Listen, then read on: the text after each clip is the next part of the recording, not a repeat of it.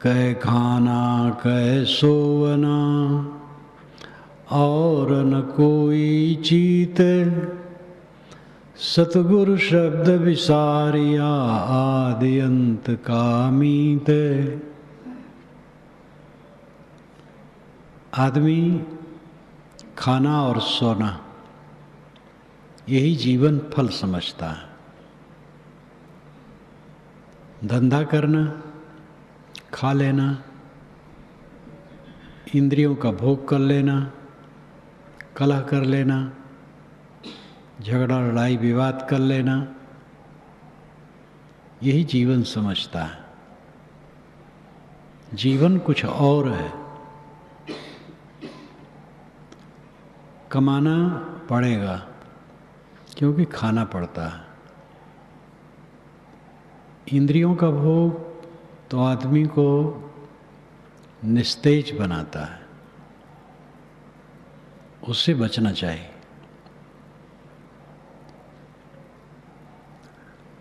लड़ाई झगड़ा करना अपनी शक्ति को छीन करना, विवाद से अपने को बचाना चाहिए। स्वयं विवाद न करे, स्वयं किसी को तकलीफ न दे, किसी को उद्वेगित न करे। कोई उद्वेगक हो तो उसे बचा के चले, हट जाए। कांटा आगे है, कांटादार झाड़ी है, तो उसमें जूझे ना, रास्ता छोड़ दे, दूसरे रास्ते से निकल जाए। जानवर, आदमी, फरिश्ता, खुदा, आदमी की भी हैं सैकड़ों किस्में। आदमी में जानवर हैं और आदमी हैं, फरिश्ते हैं और खुदा है। आदमी में जानवर भी है, आदमी भी है, देवता भी है, ईश्वर भी है। हम दूसरे को बदलने की क्षमता नहीं रखते हैं, अपने को बदलें।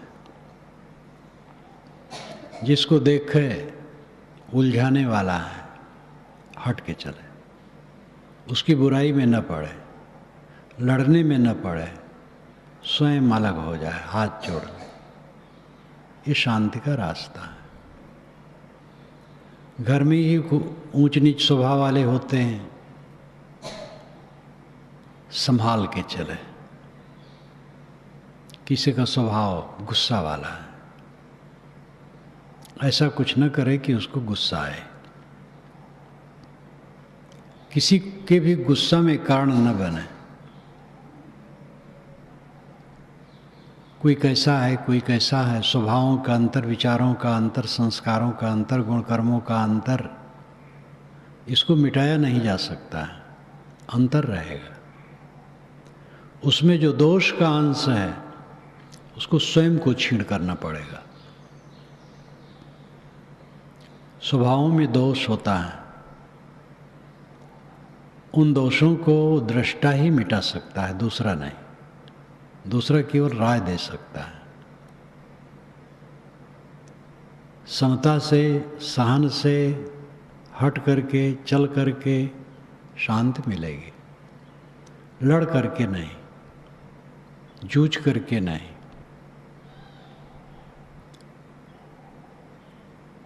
खाना पीना शरीर रक्षण के लिए जरूरी है, लेकिन खाना पीना जीवन का लक्ष्य नहीं।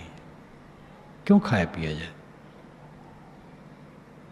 खाया पिया इसलिए जाता है जिससे शरीर सुरक्षित रहे। ये अन्नमय कोश है, अन्न से जीवित रहता है, अन्न न होते मर जाएगा।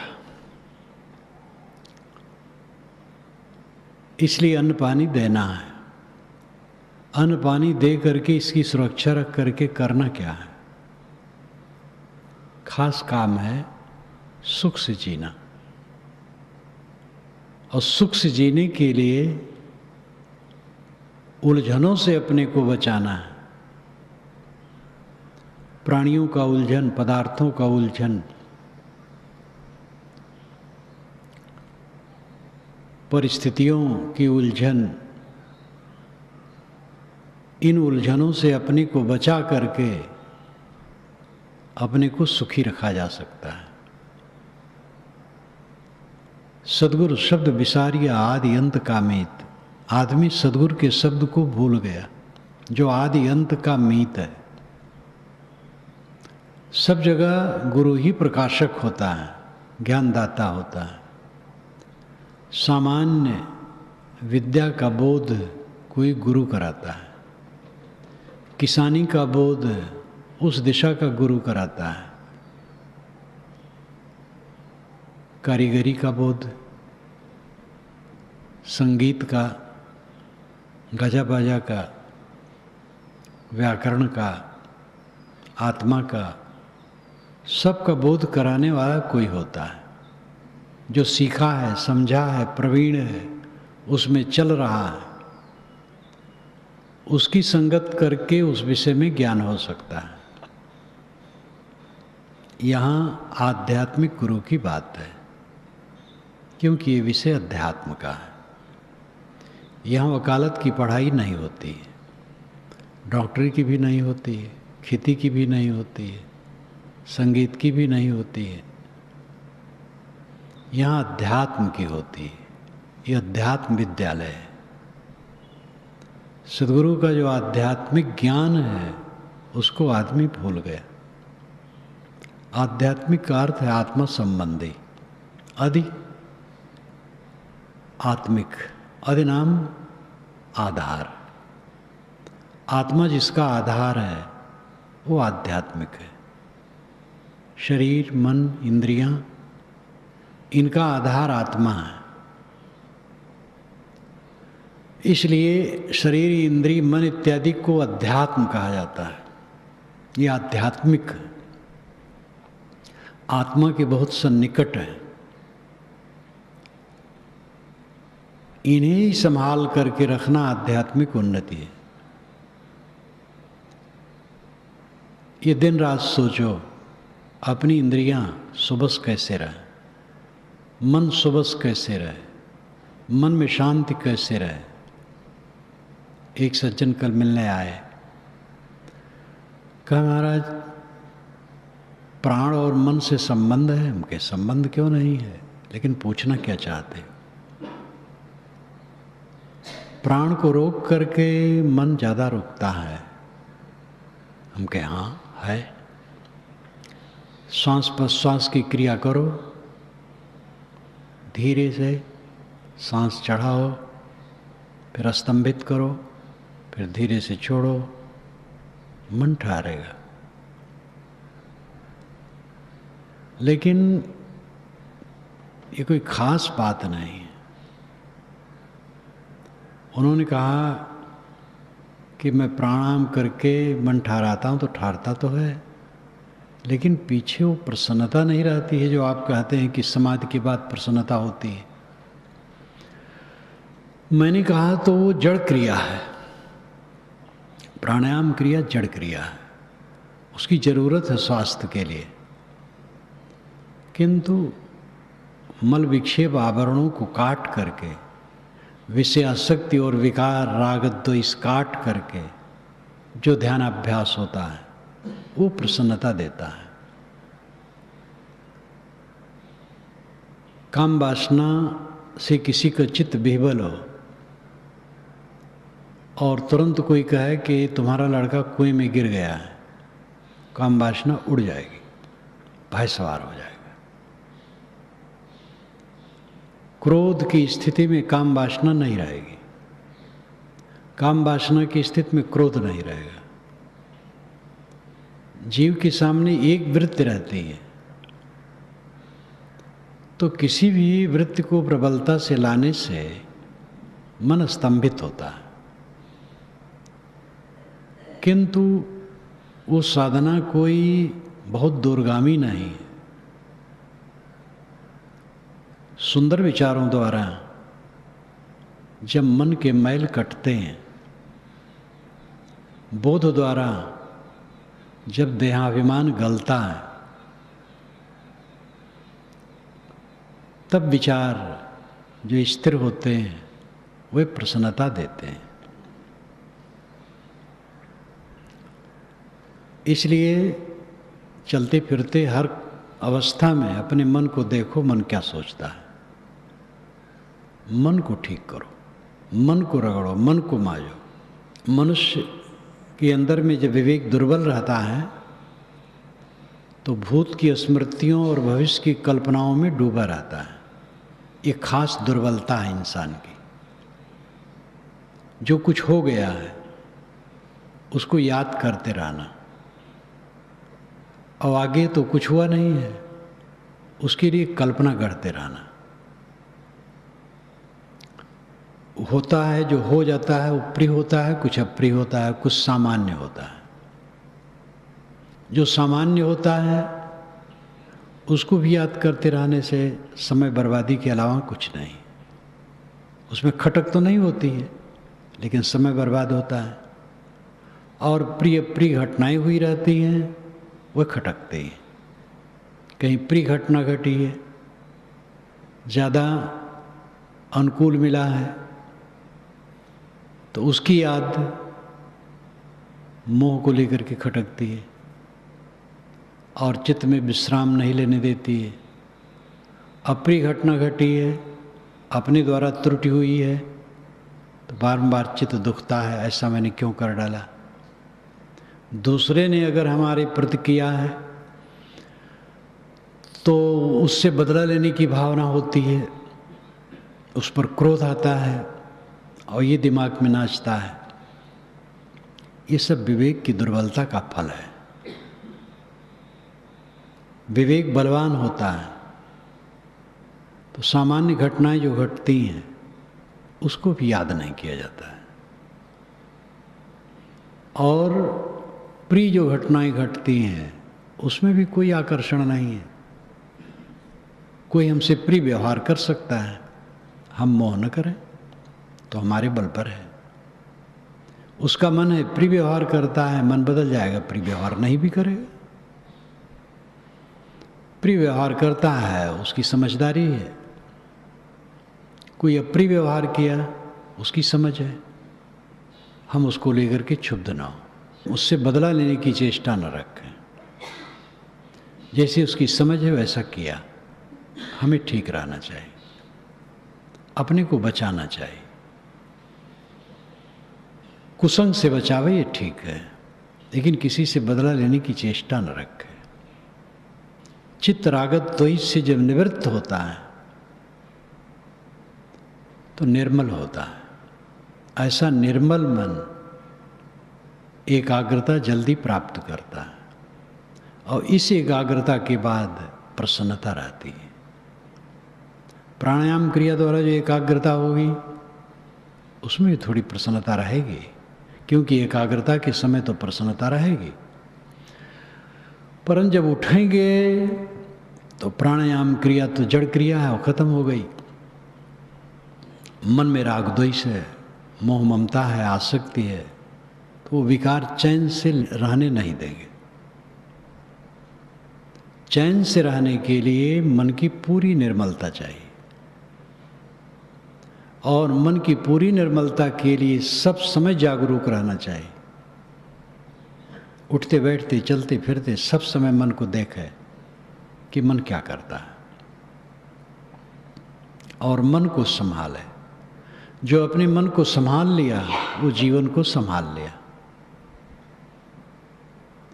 तो सद्गुरु का शब्द आध्यात्मिक उन्नति के लिए, अपने को संभालने के लिए, उसको भूल गए। केवल कमाते हैं, खाते हैं, इंद्रियों के उद्वेग में पड़े रहते हैं, कलह में पड़े रहते हैं, विवाद में पड़े रहते हैं। आछे दिन पाछे गए गुरसू किया न हेत, अब पछतावा क्या करे चिड़िया चुग गई खेत। अच्छे दिन पीछे खिसक गए, जवानी चली गई, बुढ़ापा आ गया, और गुरु से प्रेम नहीं किया। जो रास्ता दिखाने वाले हैं वहां श्रद्धा नहीं की। अब पछतावा क्या कहे, चिड़िया चुग गई खेत। चिड़िया खेत की फसल को चुन लिया, अब पीछे पछताने से क्या होगा। पहले जगना चाहिए। आधा पर्दा उबरे चेत सके तो चेत, साहबी भी कहे। जो बीत गया सो बीत गया, आधा पर्दा उबरे। जो कुछ जीवन का अवसर है उसको लगा दे ठीक से। अगर पूर्ण रूप से अपने को हम नियोजित कर लें साधना में, बहुत जल्दी सफलता होगी। आदमी तो कपटी है, छली है, अहंकारी है, विकारी है। अपने मन इंद्रियों के कुचालों के पोषण में बहुत समझदार बनता है, बहुत चतुर बनता है, और वही उसको खाता है। निर्मल चित्त से शिशु बन करके लग जाए, बहुत जल्दी साधना में सफलता होगी। जिन लोगों ने अपना कल्याण किया है वे भी इसी ही जमाने में रहे। राग रहा है, द्वेष रहा है, कलह रहा है, विवाद रहा है, क्रूर व्यक्ति रहे हैं, तिकड़मबाज रहे हैं, षड्यंत्रकारी रहे हैं, उपद्रव करने वाले रहे हैं, गाली सामने खड़ा होकर के देने वाले रहे हैं। ये सब जमाने में रहा है, और उन्हीं में रह करके विवेकवानों ने अपना काम किया। चाहे बुद्ध हो, चाहे ईसा हो, चाहे शंकराचार्य हो, चाहे कबीर हो, चाहे नानक हो, नाम कितना लिया जाए। जितने महापुरुषों ने अपना कल्याण किए तो बड़े बड़े नाम हैं, प्रसिद्ध नाम, इसलिए प्रसिद्ध नाम लिया जाता है। ऐसे हैं जो प्रसिद्ध नहीं, गली वाले नहीं जानते हैं, लेकिन निर्मल है। ऐसे हैं जिनका वेश साधु का नहीं, लेकिन पूरे साधु। लेकिन उदाहरण दिया जाता है प्रसिद्ध का। इसलिए प्रसिद्ध का नाम लेने से ये ध्यान न होना चाहिए कि बड़ों का ही नाम लिया जाता है। छोटों को जानते ही नहीं तो क्या नाम लेंगे, और किसी को हम जानते हो किसी से कहा वो क्या जानेगा। बड़ों का नाम इसीलिए लिया जाता है। इन सब के ज़माने में सारी परिस्थितियां रही और उन्होंने उसको जीत करके अपना काम किया। तथागत बुद्ध बैठे थे, बिड्डप जा रहा था सेना लेकर। भगवान आप ऐसे पेड़ के नीचे बैठे हैं जहाँ छाया नहीं है। उन्होंने कहा हाँ, परिवार वालों का पेड़ छाया रहित भी छाया है। सामयिक बात उन्होंने कही थी। बिड्डप शाक्य वंशियों की सामूहिक हत्या करने के लिए जा रहा था, चिढ़ गया था वो, तो सहम गया और लौट गया। जहाँ तक लिखा है उसके अनुसार मैं कहता हूँ। महात्मा बुद्ध को कुछ भनक हो गई थी, लेकिन महात्मा बुद्ध तो महात्मा थे, विचरने वाले, वो कहीं थे। और बिड्डप गया सेना लेकर, शाक्य वंशियों का वध किया, जो बुद्ध के वंश के लोग थे। जो कहे मैं शाक्य वंशी नहीं, उनको छोड़ा। लौटा, अचिरवती नदी के किनारे पड़ाव पड़ा। रात में इतनी जोर से बाढ़ आई कि सेना बह गई और बड़ी दुर्गति हुई। प्रसेनजित राजा बुद्ध के दर्शन के लिए श्रावस्ती में पहुंचा था। उसके साथ छोटी सी टुकड़ी थी सेना की। बुद्ध के पास बैठा था। जब वो उठा तो देखा सेना नहीं, कोई नहीं। उसको आश्चर्य हुआ, शंका हो गई। तुरंत उसको भनक पड़ा। बिड्डप ने, उसके पुत्र ने, सेनापति को मिला करके गद्दी हथिया लिया था। और प्रसेनजित तुरंत भागे काशी होते हुए मगध गए, अजात शत्रु की शरण। लेकिन रात हो गई थी, फाटक बंद हो गया था नगर का। तो एक मुसाफिर खाने में पड़ा था, वही रात गए रात भर, और रात में ही शरीर छूट गया।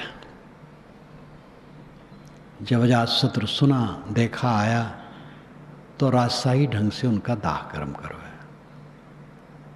ये संसार है। बुद्ध के भरी सभा में उनको खड़ा होकर के गाली देने वाला था। एक स्त्री को तो भेजा गया था कि उनको बदनाम करो, लेकिन वो नकली ठहरी, गर्भ बनाई थी कपड़ा बांधकर, और हाँफ करके कहने लगी, तुमने हमें गर्भवती किया है, साधु बन करके लेक्चर देता है।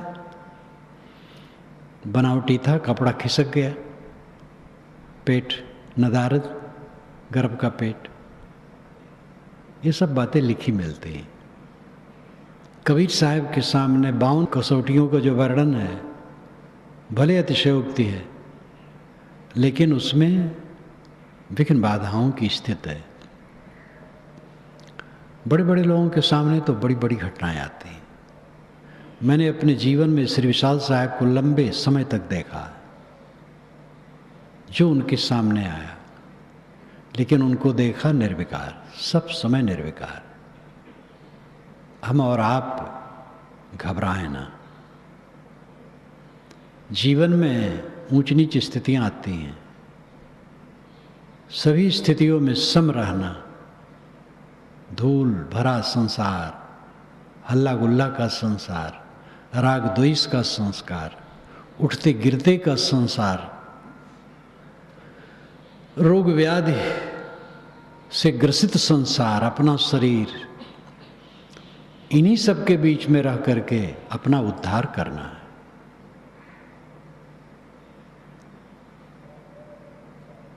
आज कहे मैं कल भजूं, काल कहे फिर काल, आज काल के करत ही अवसर जासी चाले।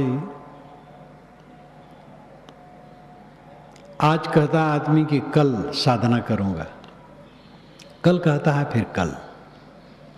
आज कल करते करते अवसर समाप्त हो जाता है, कल कभी नहीं आता है। इसलिए आज ही करना चाहिए। काल करे सो आज करे, सबही साज तो साथ। काल काल तू क्या करे, काल काल के हाथ। जो कल करना है आज कर लो। आपके पास सब सामग्री है करने की। काल काल क्या करता है? काल तो काल के हाथ में। अगला क्षण कुछ पता नहीं है क्या होगा। वर्तमान में अपने को जगा लो। वर्तमान अपने हाथ में है। भूत मरा है, भविष्य स्वप्न है, वर्तमान जागृत है और साथ में है। वर्तमान में अपने को संभालो। मनुष्य की मनुष्यता है अपने को दुखों से सर्वथा मुक्त करना। सबका उद्देश्य यही है, सबका, प्राणी मात्र का।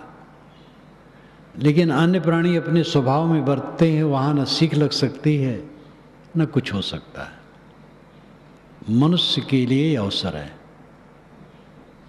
और मनुष्य ही सबसे ज़्यादा दुखी है, क्योंकि इसका मन विकसित है, विकासशील और विकसित है, और इसका विकास होता है राग द्वेष की तरफ, कलह की तरफ। इसलिए जलता है।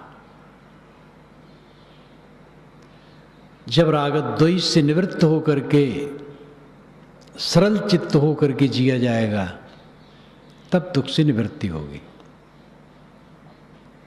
सब समय दुखहीन रहना ये जीवन का चरमोत्कर्ष है, सबसे बड़ी ऊंचाई है।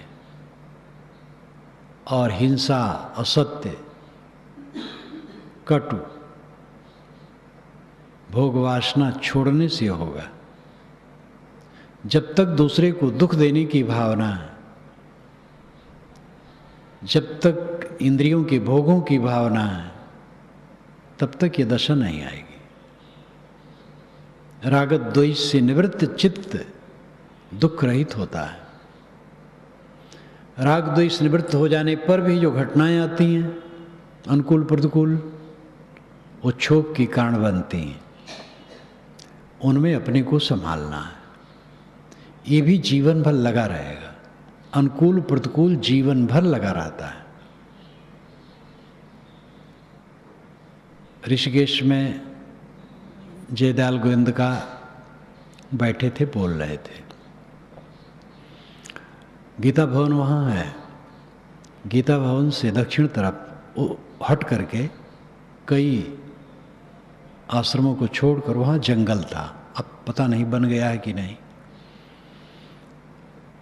और वहाँ पर वो चले जाते थे।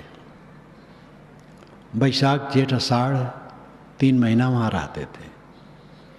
तो प्रवचन करने वहीं जाते थे। और गंगा में, सामने गंगा थी, वहीं बेल का पेड़ था। कभी कभी आ जाएं बेल पेड़ के नीचे, कहें सब लेट जाओ, अपना भी लेट जाए, बालू वालू थोड़ा ऊपर छोड़ लें, और कहें कल्पना करो कि सब मर गए, हम लोग मर गए, शरीर छूट गया, शरीर बेकार हो गया। इस प्रकार की भावना करवाते थे।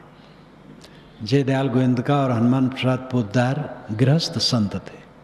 गृहस्थी में रहते हुए भी संत पुरुष थे। दोनों से मेरी मुलाकात और बातचीत हुई। एक बार उन्होंने ऋषिकेश मुझे बुलाया भी था, लेकिन मैं कहा मैं गुरु जी के पास रहता हूँ, स्वतंत्र नहीं घूमता हूँ। थोड़े काम के लिए गोरखपुर आया हूँ, तो मैं आ नहीं पाऊँगा। तो बैठे बोल रहे थे, एक साधु आया सामने, विघ्न करने लगा, टोकने लगा, जो आप कहते हैं गलत कहते हैं। तो वह चुप हो गए, कहे आप बोलिए। और वो क्या बोले, वो तो उद्दंड था, बिगाड़ने वाला। तब लोगों ने उसको पकड़ करके अलग किया। निरपराध आकर के वो विघ्न कर रहा था। ये तो घटना याद आई तो कहा ऐसे ही है। अब उस आदमी से उनका कुछ मतलब नहीं था, अपना कह रहे थे, उसको नहीं प्रिय लगता, उठ जाना चाहिए। भरी सभा में आकर के कहा आप गलत बोलते, ये गलत है। तो कहे तो आप ही बोलिए। वो तो संत हृदय थे, लड़ते नहीं थे। सब जमाने में ये रहा है, रहेगा। घटनाएं प्रिय प्रिय आएंगी। आप अपने को संभालना है। अपना गलती न करो, अपना मुख से अन्यथा न कहो, और मन से अन्यथा न सोचो, इंद्रियों से अन्यथा न करो।